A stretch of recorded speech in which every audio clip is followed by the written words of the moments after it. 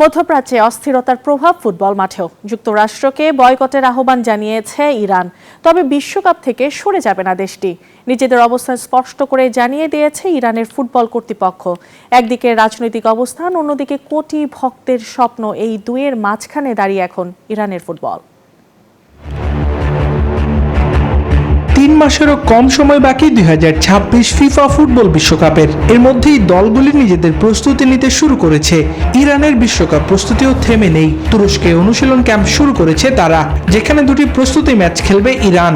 যুক্তরাষ্ট্রে অনুষ্ঠিত হতে যাওয়া আসন্ন বিশ্বকাপকে ঘিরে সাম্প্রতিক উত্তেজনার প্রেক্ষাপটে দেশটির বিরুদ্ধে কঠোর অবস্থান নিয়েছে ইরান। তবে এত কিছুর পরেও ইরান জাতীয় ফুটবল দল বিশ্বকাপ থেকে সরে দাঁড়ানোর কোনো চিন্তাই করছে না। দেশটির ফুটবল ফেডারেশনের প্রধান মেহেদি তাজ সাফ জানিয়ে দিয়েছেন তারা যুক্তরাষ্ট্রে খেলতে যাবে না।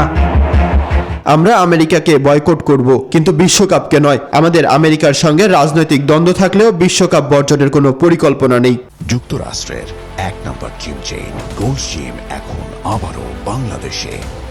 বসুন্ধরা আবাসিক এলাকা ও বসুন্ধরা সিটি শপিং মলে।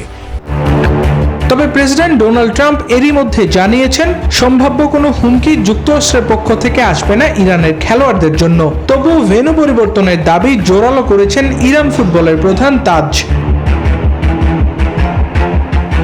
এই দুই দেশের রেষারেষিতে মেক্সিকোর প্রেসিডেন্ট ক্লোদিও শেইনবাউম জানিয়েছেন বিশ্বকাপে ইরানের ম্যাচ আয়োজন করতে প্রস্তুত তারা। ইরানের এই অবস্থান নতুন এক প্রশ্ন ছুড়ে দিচ্ছে।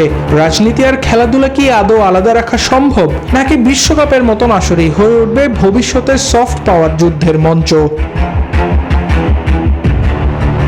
আবরার আল দাইয়ান, নিউজ 24।